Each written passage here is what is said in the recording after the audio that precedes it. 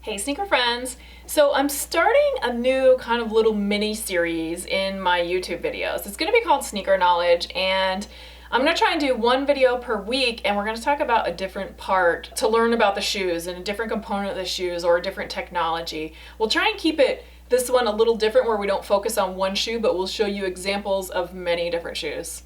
All right, today's the first one, and we're going to talk about outsole.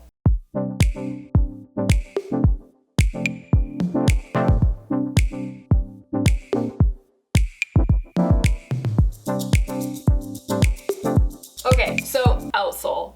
In simplest terms, the outsole is the bottom of the shoe. It is what touches the ground.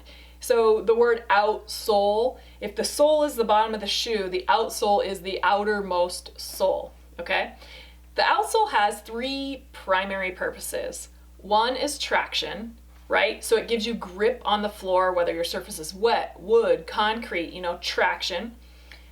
Number two primary purpose is durability, right? It helps the shoe last a little bit longer. Typically the midsoles are softer and so not quite as durable. And so the rubber gives you outsole, or the outsole gives you more durability.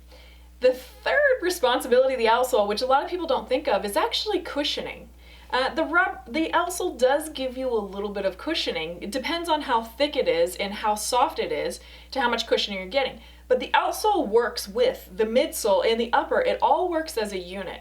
So for example, if you had an extremely soft midsole and an extremely hard outsole, you might notice the difference between the two. It might not work quite well together. Now, outsoles can be a variety of different materials. We're even seeing some softer materials these days, which is really exciting. Typically, outsoles are made of rubber and they're compression molded. But nowadays, you'll see some out of TPU, you'll see some foams that are rubber based. Generally they're compression molded, and generally outsoles are adhered to the bottom. So they take the outsole, they put cement on it, they dry it, heat it up, and then put it onto the midsole.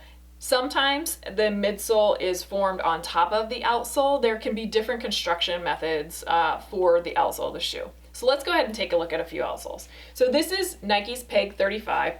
Pretty traditional outsole. It's about a hardness of 70 and it's about 4 millimeters thick. In general, for most midsoles, I am finding that the hardness is about 70.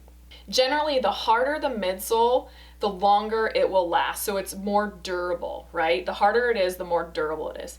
The thicker the midsole, so midsoles range in thickness anywhere from 2 millimeters to 4 or 5 millimeters. Anything over 5 millimeters would be considered quite thick outsole. In general, they keep it as thin as they possibly can so that it reduces the weight, because when rubber, which is the most common outsole material, is kind of heavy compared to the rest of the shoe. So if you had a solid 5 millimeter thick outsole across there, it would be much, much heavier shoe. So generally what designers try to do is they have a thin web. So this thinner area on the bottom of the outsole is called the web, and then they have lugs that hang off of it. Now those lugs are a majority of your traction and durability. The web is kind of to hold them together and have a solid surface to glue to or adhere to. This is the Peg 35, pretty traditional outsole. If we take a look at Adidas's Solar Boost, again, kind of a traditional outsole. They use continental rubber, so you use a different formulation of rubber, but the hardness is still about 70. You can see on this outsole that there's pretty good wear on this shoe, and I do wear the shoe a lot. I'm not exactly sure of how many miles I have on it, but that's a lot of wear, I think, so far for this continental outsole. Now the Epic React, this was a new experience for a lot of people. The midsole foam is the outsole in the midfoot. So they have outsole rubber in the forefoot and heel, but then this area is the midsole foam. Now they call it a ground contact foam, which means it can act as the outsole and not wear as badly as a soft midsole foam. However, it does show considerable amount of wear, and I do have about 70 miles on these shoes, and the wear initially was quite bad, and then it seemed to slow down, but you can see that you're losing some of the shape and the height of some of this geometry on the bottom.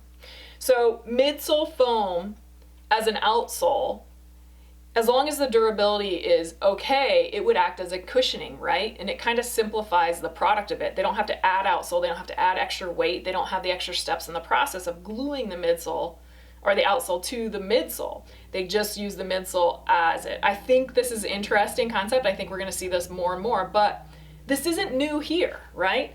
If you go back to Nike's Presto, they had exposed midsole in that. And this shoe is quite old, right? This is not a new model. And here you have basically ground contact foam. The shoe is a little bit heavier. The foam is a little bit harder. Now, if we look at current today, here's the Element 87 React foam, again, ground contact, and this shoe has not been worn yet, so you don't see the foam wearing just yet. Another example of an outsole is on the VaporMax, right? This is the acronym VaporMax. Now, in here you have an airbag that's your midsole, and on your airbag you just have lugs because the airbag is made of plastic. They just injection mold what you call lugs onto directly the airbag. In some areas you do have rubber pieces on top of the airbag, but between the rubber and the airbag, both of those are your outsole. And these are much chunkier, harder lugs. These are actually very hard lugs. Let's check out what the durometer is.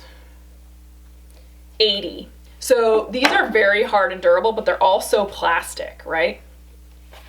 Now, you do have less surface area contacting the ground. So think of outsole surface area as like tires and rubber. So the more contact surface you have, the better traction you'll have. So for example, this shoe compared to this shoe, there's much more surface area here versus this one. So if you're running or you step on maybe a mixed surface or a wet surface, there's much more likelihood you're gonna slide a little bit in this shoe. Not only because the outsole is harder, but there's less of it. You just have less traction. Where these shoes, the Solar Boost and the Peg 35, you have lots of surface area of the traction surface material to kind of give you good traction and keep you from sliding. Now, outsole is also on cleated shoes. So this is a Jordan golf shoe. You can see that these cleats are also part of the outsole. And this outsole is very aggressive. You have a smoother flat surface, and then you have all of these lugs coming off of it, included the removable, actually, yeah, these are removable cleats. Now, cleats are common in football, track and field, soccer, all kinds of sports like that, and they have different setups based on it. But I would consider the cleat as part of the outsole. So in this model, you have basically an outsole and then you have cleats in the outsole. In general, when there's a cleated model, you'll talk about the outsole and cleats. And so they're kind of the same, but they're a little bit different. Now let's take a look at a basketball shoe. This is the Paranorman Air Raid, and this is an older basketball model. You see 100% coverage. The surface area is all covered, so you're getting maximal amount of surface area coverage on the outsole. In this particular case, this was originally, I believe, an outdoor basketball shoe, so like on concrete, like 3-on-3 tournaments. The rubber actually wraps up onto the side of the shoe to give you durability on the side, because your foot doesn't stay like this in basketball, right? You're going like this, you're going like this, right? And so it helps to prevent the wear on the side of the shoe. I mean, on a shoe, your most durable part is typically the outsole. So if you put rubber and outsole material around the shoe in other places, that's areas where you need more durability. Now, if we have a look at the Nike Mag, I use this example because the outsole in this shoe is all clear, right? And there's a reason that you might want a clear outsole. There's a downfall in that it is slippery when it gets wet, and on some surfaces in general, just clear outsoles are slippery. But what they do offer is transparency. If you checked out my Puma Jammin' video, they have a clear outsole on that shoe, and I believe it's TPU. And that one is so that you can see through and see the beads. On the Nike Mag, it's the same thing. They have it clear, and it actually has a shiny surface, which means the mold is polished, which is the ultimate clearness you can get. But it would be very slippery on ground. But the intention is so that you can see the light shine through on that shoe. And a lot of times clear outsoles indeed are meant so that you can see what's underneath them. All right, that pretty much covers it for outsole. Let me know in the comments if you have any questions on outsoles, and I'll try and get back to you as soon as possible. All right, I hope you guys have an awesome day. See ya.